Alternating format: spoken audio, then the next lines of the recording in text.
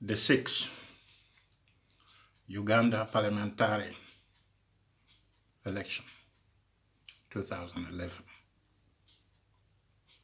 We all know that the Parliament of Uganda is the country legislation body. Ugandan Parliament function is to pass laws which can provide good governance in the country. But it seems as if they fail miserably.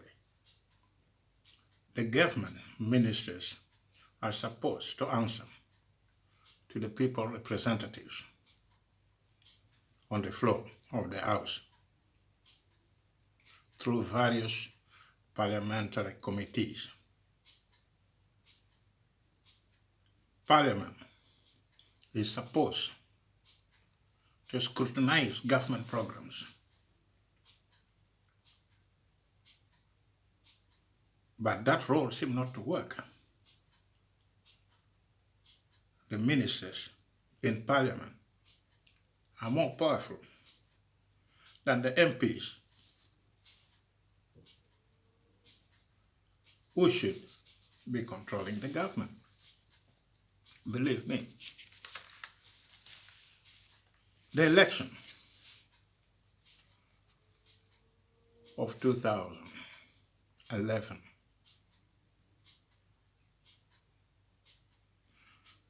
cleared the way at that moment for re-election of the president for a third time. The NRM once again grabbed 263 of the 375 seats in Parliament. That is, when you realize that every 5 years, the number of members of Parliament keep on increasing.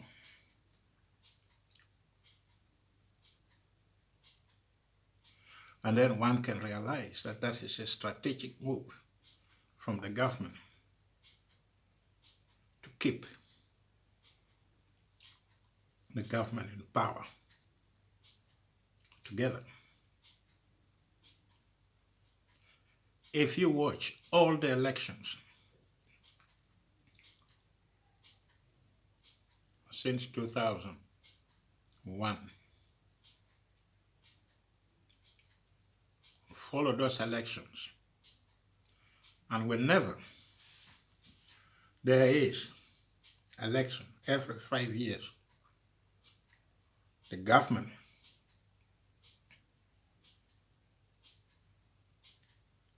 start creating new districts. Even the smaller districts are divided into two.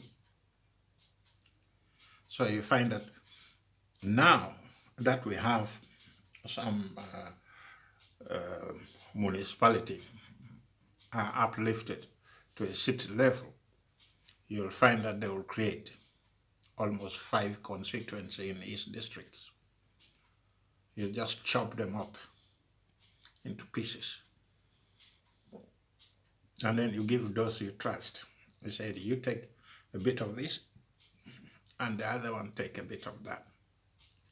And that is what had been going on. And that is not only the only thing. You see, when I said I really don't understand additional values of having so many members of Parliament and so many representatives in Parliament. What is the added value? When you cut a district into two, you reduce the population of a district. So that district will have less population. But then you begin to wonder, how are they going to pay their share to maintain that district? You see, if you look at, let me look at Uganda in 2011. In 2011, we had 296 constituency representatives, 124 district women representatives. We had 10 representatives from the army, 5 representatives from the youth, and 5 from disabled people. And then we have 5 representatives of the workers and 10 to 13 ex-official members. That ex-official members, I don't understand it. And if a representative of the workers, I don't understand it. Because the workers in any country can be represented by the trade union, an independent body. And I don't see any reason why a representative of workers should be sent to parliament or given a seat and say, you have it, take it. Does not make sense to me. Maybe to you it makes sense, but to me it does not. Now already in 2011, we had more than 458 people sitting in parliament and calling themselves honorables. Then I begin to wonder, what sort of honorables are they? What sort of honorable are they?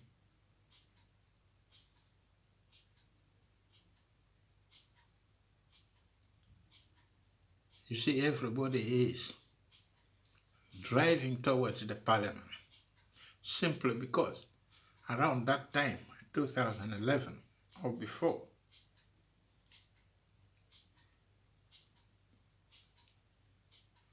the politician in Uganda found a new slogan.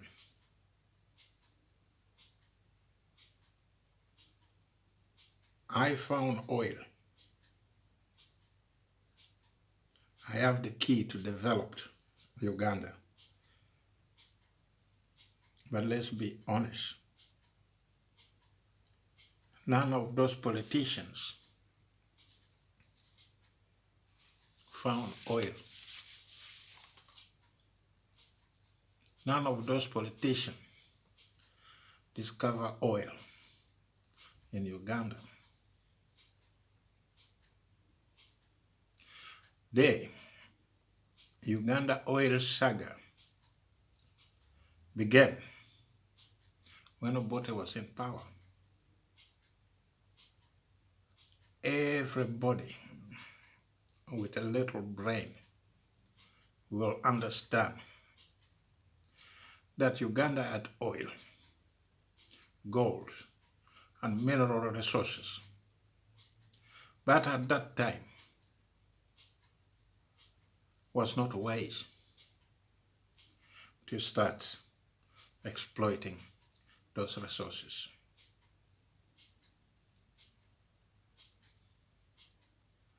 The Obote's government decided to hold on for some years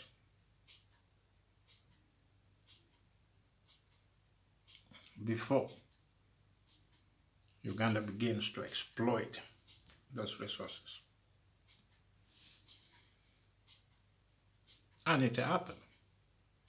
And when this government came into power, they started shouting that the one who found the oil. And then you see, from that time, about 1,713 candidates ran for the parliamentary election. 1,270 went for the constituency seats and 443 for the women's seats. And to be honest, the NRM contested in every constituency, putting forward a total of 364 candidates. The Forum for Democratic Change nominated 288. Uganda People's Congress, 135. Democratic Party, 120. The Uganda Federal Alliance, 66. The People Progressive Party, 33. And the People's Development Party put 18. Believe me, after the 2011 election, the European observers said that the election was marred by unavoidable and logistic failure, which led to an unacceptable number of Uganda citizens being disenfranchised. Here we go again. The European Union knows right from the beginning that anybody who is going to stand against the NRM will have no chance to win the election. But they are playing a game. We all do. Let's stand behind a strong man. We need him. He's taking care of our projects. Let me tell you something. When you become a part of the economic it men and women group, it becomes difficult to change your position when another person comes into power.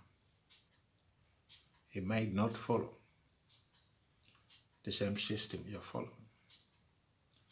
He may not be of the same caliber as the one you had been using. So if you want to keep a country together, you better balance check all your moves, because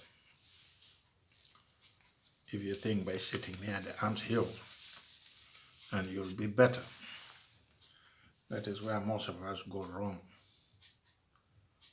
We feed the dictator with everything we have. But when the dictator starts falling, then you start crying. Say, I wish. I wish always come very late when things has already happened. They should have not let it happen. You see, when you protect your own interests,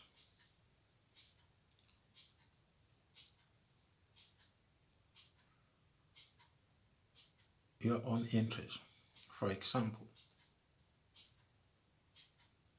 when you make an agreement with the devil to experiment with refugee project in their country, the same people who are financing peacekeeping activities in Somalia, the European Union are the engineer of the four-party inter-party cooperation in Uganda. A project put in place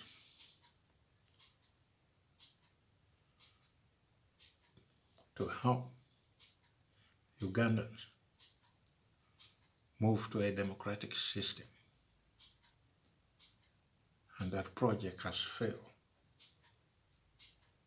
The project is turned into something for saving faces. Said, after all, we have pumped money.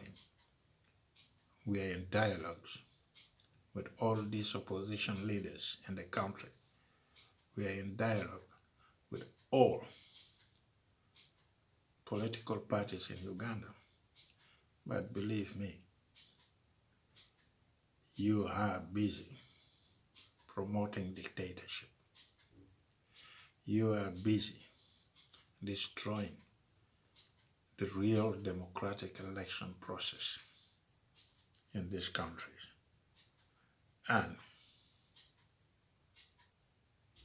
you know what it is, I know what it is, the opposition know what it is. That is why they keep on rejecting the outcome of the election.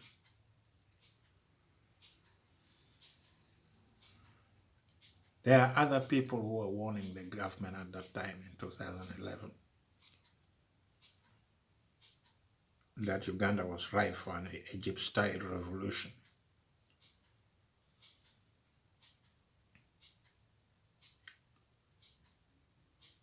That is when the president started treating Uganda army as his own property.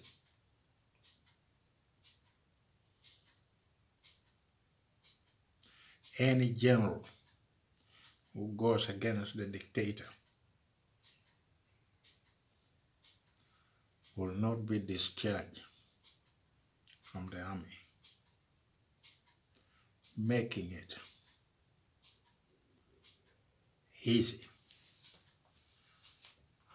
for the dictator to arrest them whenever he wants to.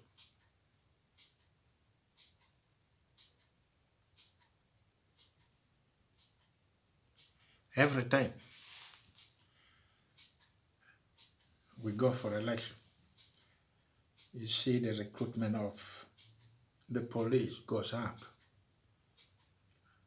The recruitment of young men into the army goes up. The recruitment of local defense forces goes up. And when the election is over, you don't know where those soldiers are gone. But recently, as I was going through some video, that is when I realized that that is really a very workable strategy. Because now he's recruiting 15,000 soldiers. You want to put them all in the hot spots, and I don't know what are the hot spots.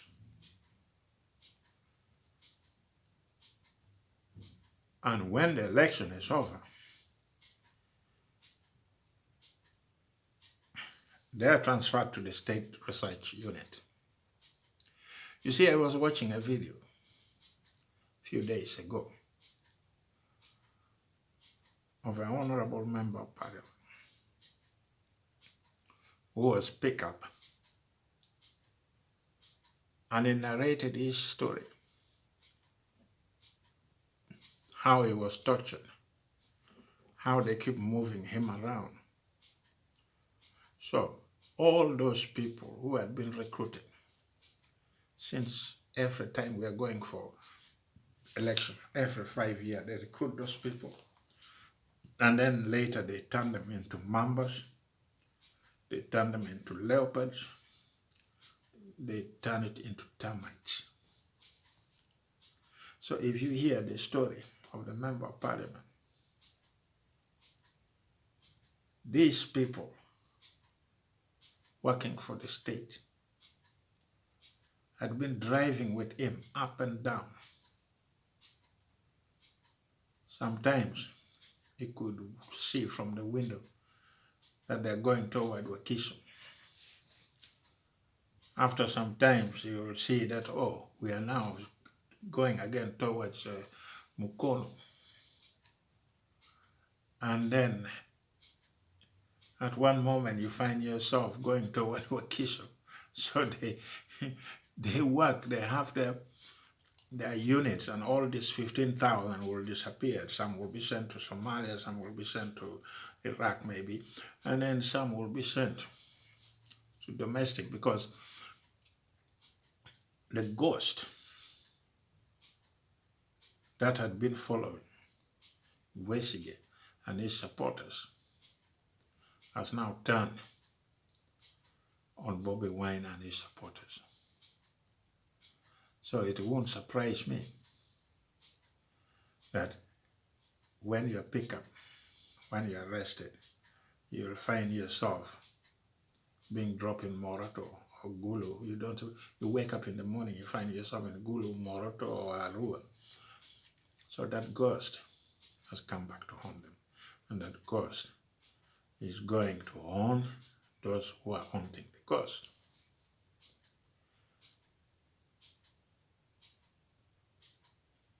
You see, let's hope that before we reach 2011, changes will reach you. Thanks for listening.